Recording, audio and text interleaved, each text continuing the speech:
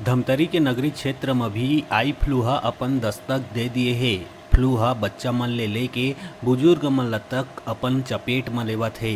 नगरी सिविल अस्पताल में प्रतिदिन 15 से 20 आई फ्लू के संक्रमित मरीज मन मिलत हे। आई फ्लू के बाढ़त संक्रमण ल देखत स्वास्थ्य विभाग ह चौकन्ना हो गए हे। पर्याप्त आई ड्रॉप्स अउ दवाई मन उपलब्ध हे। उहें आई फ्लू के बचाव अउ संक्रमण ल रोके बर स्वास्थ्य विभाग ह जन जागरूकता अभियान घलो चलावत हे।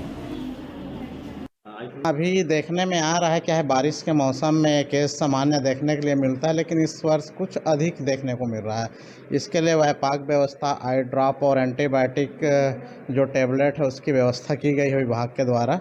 इसमें जिला नोडल अधिकारी और हमारे बीएमओ सर के द्वारा व्यापक व्यवस्था और जागरूकता अभियान भी चलाया जा रहा है ताकि लोगों सावधानी बरतें। एक तरह से फ्लू है जो एक दूसरे से फैलते रहता है, तो इसमें जैसे अभी देखने को मिल रहा है आँख लाल होना, सूजन और उसमें पानी आना और उसमें चिपड़ भी आना एक सामान्य है। और डेली का इसमें जैसे ओपीडी में हमारे यहाँ देखने को 10 से 15 मरीज डेली का आ रहे हैं। अभी 12 बजे के समय तक से 20 केस हम लोगों ने देख लिया है, तो ये बढ़ते ही जा रहा है प्रतिदिन।